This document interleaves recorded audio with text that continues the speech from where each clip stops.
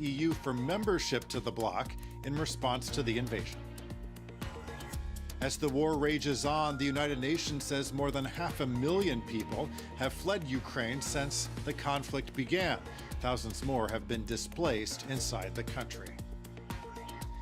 And the sporting organizations FIFA and UEFA have barred Russian teams from competing in international football.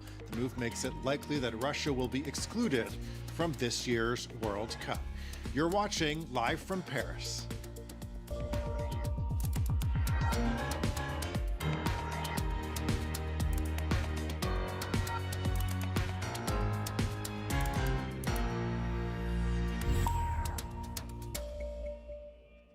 Hi, everyone. Thanks for joining us. We begin with the latest on the war in Ukraine.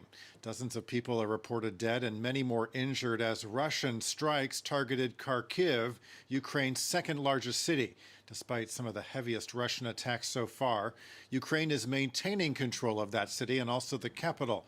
Meantime, the first talks between Russia and Ukraine ended with no agreement. Both sides said they would continue talking in the coming days. Our chief foreign editor, Rob Parsons, has been in Kiev since the start of the war, and he tells us how people are coping on day 5 of the conflict. Outside the pharmacies of Kiev, queues snake down the streets. After a 2-day curfew, a chance to breathe fresh air and stock up on medicines and provisions. Who knows when they'll get another chance? My husband had a heart attack, so I need to buy medicine for him. But not all the pharmacies are open. That it's unpredictable and it gives you all the time like up and down, and it's very hard to feel it, especially when you talk with your relatives, kids. You should be strong. You shouldn't show that you're afraid, but you're afraid, actually. A man doesn't have time to queue. He asks someone to go inside for him.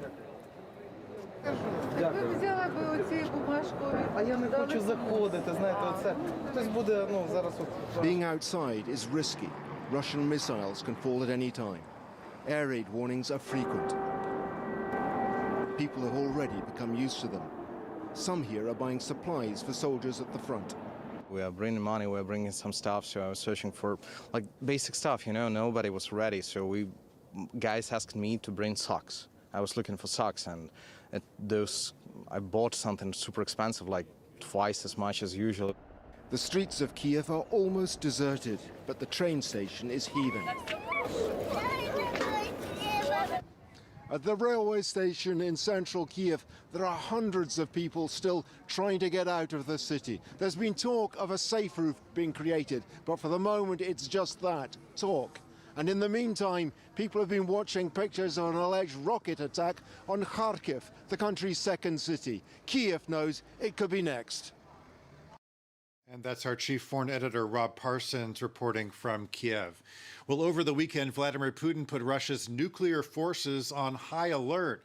In response, the U.S. said Putin was escalating the war with dangerous rhetoric. Emerald Maxwell has more on that part of the story.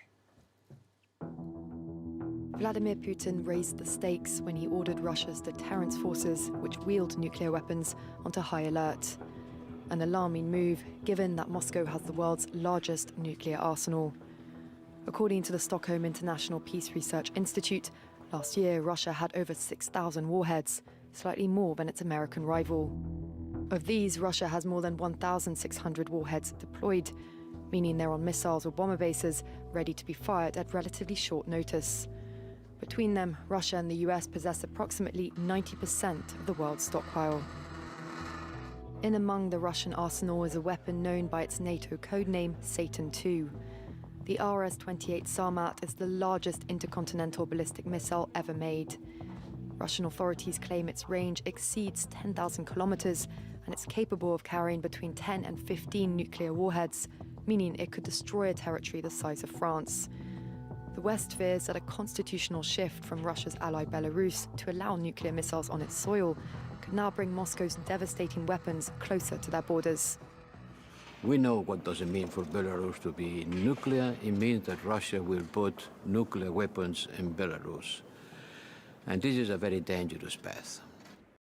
Like other nuclear weapon states, Moscow has used its capability primarily as a deterrent. And this isn't the first time Putin has made such threats. Russian nuclear forces were also put on high alert during the 2014 annexation of Crimea to put off any retaliation. The United Nations says more than 500,000 people have fled Ukraine in the last 5 days. Thousands more have been displaced inside the country. France 24's Emmanuel Chaz reports from the border between Poland and Ukraine. Here I'm at one of the checkpoints in Herebene. You can see at the very back there's a checkpoint, there's Ukraine behind that, and around 50 to 60 people passing through every hour. I was talking to a firefighter earlier. Firefighters here are very involved. You will see a lot of cars here next to me. Those are not only Ukrainians, it's mostly Polish people or Ukrainians living in Poland who are here and they're waiting for their relatives, for their friends until they pass the border. I could talk to some of the people who already came through earlier on. I talked to a family with a one-year-old baby. The mother was saying that they live in Lviv, which is around 80 kilometers from there in Ukraine, and it took them 4 days to reach the border. There's traffic jam on the other side of the border of up to 50 kilometers on this highway. This highway is usually very busy in both sides. The bus you've just seen is one of the buses commissioned by the Polish government to go fetch refugees and bring them to other places, first in the area and then in other cities. Right now, the second bus you've just seen, full of people. Right now, the people are being taken to the nearest schools as emergency shelters, and then most of them want to reach bigger cities such as Warsaw, Krakow. Another bus just passed. The people I saw on that road, there's also people who come without a car. Those are the ones you see in the buses. The people I saw walking, they just have, they have their suitcases, they have their backpack, they all look exhausted, tired. Some of them have been walking for days. Some of them just looking for directions on their phones, The people are simply exhausted. There's still so many people behind a checkpoint trying to enter Poland, which already welcomed thousands of people on this very, very large border they share with Ukraine. And that's our Emmanuel Chaz reporting from the border between Poland and Ukraine. Well, the UN Security Council is meeting this Monday on the humanitarian impact of the Russian invasion. France called for the session to ensure the delivery of aid to the growing numbers of those in need in Ukraine. Here's the UN High Commissioner for Refugees speaking earlier. As an old humanitarian worker myself, that the responsibility that you have to ensure that eventually peace and security for all prevail over power struggles and narrow national interest has never been as urgent and as indispensable a task as it is tonight. If you fail, if we fail, it might be too late for us all. Let's cross now to our correspondent in New York, Jessica Lemajurier.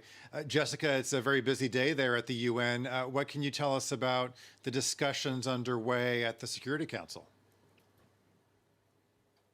Well, that meeting is now over. It was the fifth Security Council meeting on Ukraine in the space of a week. And this meeting was dedicated to the humanitarian situation. And France and Mexico put forward this draft resolution calling for the protection of civilians and for access for humanitarian aid to reach those in need in Ukraine. And we heard briefings from the relief chief, Martin Griffiths, and also from the UN's refugee chief, Filippo Grandi.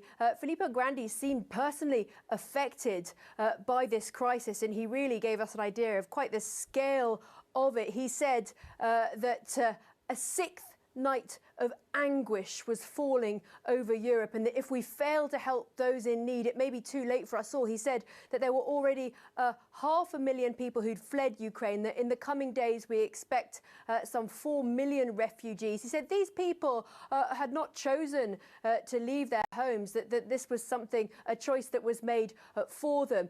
Now, council members briefed and gave details on attacks on civilians. They expressed concern about reports of cluster munitions. The Russian ambassador denied that civilians are being targeted. He said that it was Ukrainian radicals putting people in harm's way. And then he referred to Martin Griffiths and Filippo Grandi, asking them to confirm this, which they then refused to do. Well, there's also this meeting of the General Assembly to take up a resolution to condemn Russia for the invasion. What's happening there? That's quite right. This meeting is ongoing because there are some 127 speakers on that list. It's been going all day. And really, from that meeting, we've heard almost global condemnation of Russia's aggression towards Ukraine. We do expect the General Assembly to ultimately vote on this resolution, but we do not expect that to happen until Tuesday at the earliest. But really, this was a meeting that the US and its Western allies hoped would really show quite how isolated Russia is on the world stage right now. Okay, our correspondent in New York, Jessica Lemessurier. Jessica, thanks so much. Well, the U.S. has confirmed that it is expelling 12 members of Russia's diplomatic mission to the UN. In a statement, U.S. officials said the 12 members of the delegation were told to leave the country because they were taking part in, quote, non-diplomatic activities. Here's what Russia's ambassador to the UN had to say earlier. Just received information that the U.S. authorities have undertaken another hostile action against the Russian mission to the United Nations, telling us that they are announcing 12 people from the personnel of the Russian mission, persona non grata, and demanding that they will leave by the 7th of March. UN diplomats? Yes, UN diplomats. Ukrainian President Volodymyr Zelensky has asked the EU for immediate membership to the bloc, but that is seeming unlikely. Several EU officials on Monday dampened those hopes, saying that the process takes years. They seem to walk back comments from European Commission Chief Ursula von der Leyen that appeared to hold out the prospect of Ukraine being admitted. Our correspondent in Brussels, Dave Keating, has more. This was always an almost inconceivable prospect, and it was really only a matter of time until national governments said that openly. We've just had comments from the Élysée saying that this is a long process, it can't be rushed, and also pointedly, I think, saying we don't want to make promises we can't keep. And I think that's an allusion to what happened with the situation with Turkey.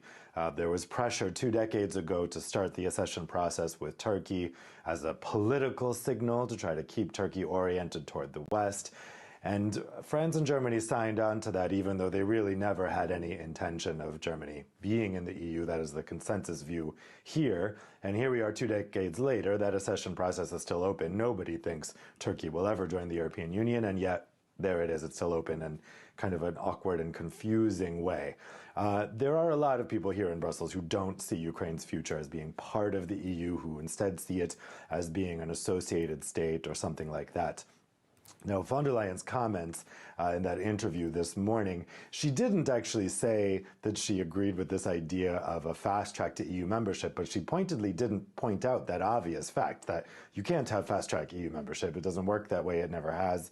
There's really 3 barriers to that are quite obvious. One is just logistic, the time it takes to become an accession candidate. 2 is political. There is no appetite right now for further EU expansion at this moment, even for the countries that have been in the accession process for 10 years. And 3 is military. There is a mutual defense clause in the European Union, kind of like NATO has. It's nowhere near as robust as NATO's Article 5, but it's there. And if Ukraine was an EU member state, the EU member states would have to declare war on Russia. It's a complete non-starter. It was a kind of absurd suggestion. It makes sense why Zelensky would have suggested this, because this is something Ukraine wants very badly, and they're looking at a time when the EU is very sympathetic toward Ukraine and taking all of these unprecedented decisions over the past couple of days that were unthinkable a week ago, but it was always a non-starter, and I think that President Zelensky knew that when he said it. And that's our correspondent in Brussels, Dave Keating, reporting. Well, the war is also impacting the world of sports. And to talk more about this, we're joined by James Facina from our sports desk. Hi, James. Hi, Monty. So FIFA has now banned Russia from the upcoming World Cup in Qatar. Yes, a decision that took some time really to come along. We'd seen other associations take decisions well before them. UEFA took the decision last week to move that Champions League final from St. Petersburg over here to Paris. Today, UEFA has also banned Russian teams from competing in their championships and have also gone as far as cancelling their sponsorship with Gazprom. That's a 40 million annual deal, a 40 million euro annual deal. So a big decision on their side, and FIFA now taking probably the biggest decision in the sport, in the football world, going as far as to banning Russia from the upcoming World Cup to come in Qatar at the end of the year. Now, what does that mean in the near future? Well, let's take a look at some of the games that were planned. Russia was supposed to be facing Poland in one of the last qualifiers for those places for the World Cup, but Poland really have been instrumental in this decision. They said flat out from the start that they were not going to play against Russia, no matter what the circumstances, what the deal was. That was not going to happen on their side. So FIFA really pressured into taking that decision and finding a way for these qualifiers to work. So they'll be going through on their side, whatever happens. And Moscow also, Spartak Moscow, not playing in their Europa League tie against Leipzig on their side. Now, it's not the first time that we've seen decisions over the weekend in all the football action. We've seen tributes paid to Ukrainian players and some very vocal statements from clubs and players towards the war in Ukraine. As you know, Roman Abramovich has distanced himself in a way from Chelsea, handing over the dealing of the club to fans. They've yet to accept that, the charitable organisation, from the club. But he's also, from what we understand, being involved in some of the peace talks. Ukraine having to asking him to try and throw his weight and try and influence Putin and the authorities in Russia to come to some kind of decision. So again, an example of how sports is way to weigh down on Russia, but also to bringing the oligarchs, the people with the money, to try and influence Putin and try and find a solution for Ukraine. Yeah, you can't underestimate the pressure there. James, there's also some news from the International Olympic Committee now recommending sports federations ban Russian and Belarusian athletes from events. Yeah, they've said that they've pretty much gone as far as they could in terms of their power. Now it comes up to hosts to take that decision to not invite Russian and Belarusian athletes over to events. And that could start as of this week, with the Paralympics set to begin on Friday in Beijing. And that would really hit Russia hard, because you know how much the Olympics count for Russia, especially for the authorities. Of course, there's been all the doping scandals, and so Russia already cannot compete. Russian athletes can't compete under their flag, but have to compete as the ROC instead. And again, it's about eliminating Russia from their presence in the international world of sport. And the IOC also going so far as to take Putin's Olympic order away from him. That's a merit given out for participation in sports, in helping sports develop within the Olympic community, and other officials within his government have also been stripped of that. So really, again, trying to exert that pressure on Russia. Let's just finish, though, with a bit of good news, because there's one Russian athlete, with Russian athletes amongst all of this having to bear the cost for all of this on their careers. But Daniil Medvedev has soared to #1 in the men's tennis rankings. That's going past Djokovic's place that he held for so long up there. And Medvedev, who's really been spectacular over the last few months, winning that US Open, finalist at Melbourne as well. And he took the time to leave this message out to say that he wanted to ask for peace in the world, this photograph coming with this message, for peace between countries, and let's show children that they shouldn't stop dreaming. A reference to what he's living at the moment, and really a statement that he delivered at the same time, saying that it was mixed feelings that he was going this far up in the rankings because of the situation at the moment. Yeah, I think those are sentiments shared by a lot of people. Okay, James, thanks so much. Well, we have another important interview having to do with the war in Ukraine. Our Mark Owen is talking to Ukraine's former Prime Minister, Yulia Tymoshenko. Take a listen. You're still involved in politics and now in the defense of your country.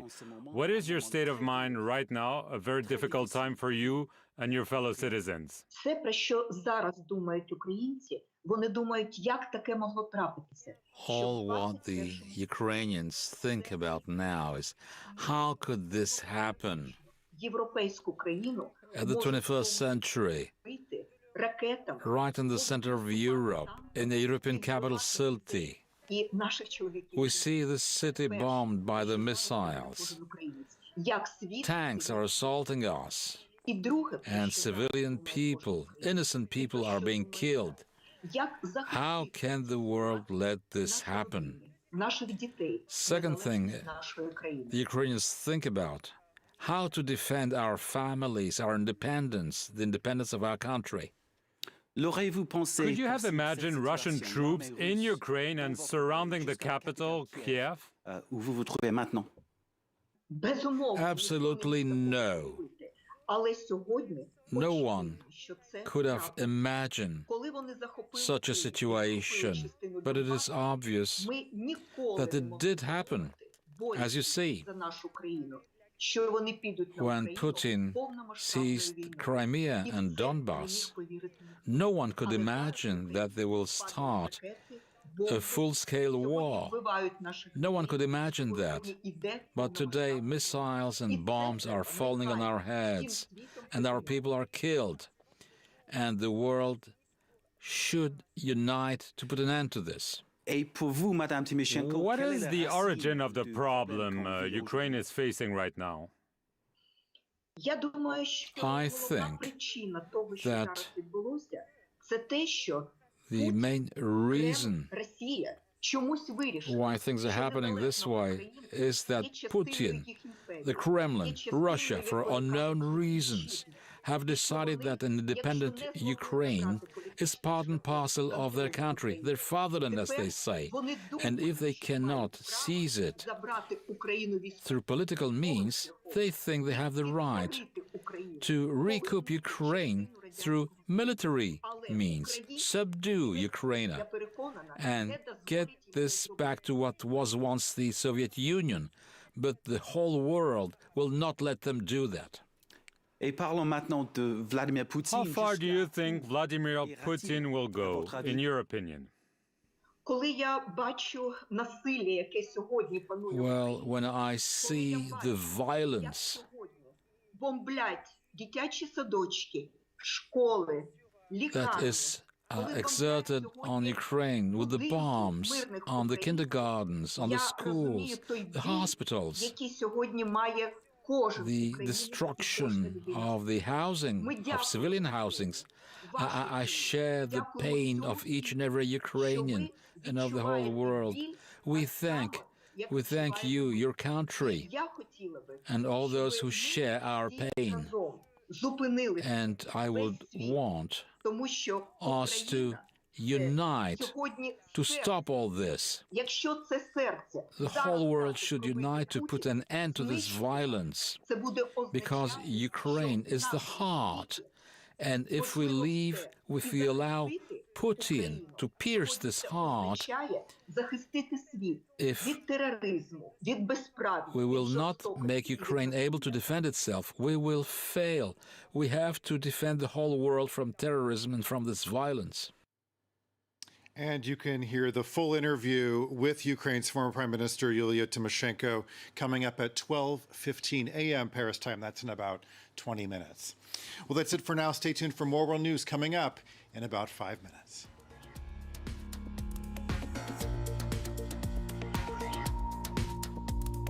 Discovered underground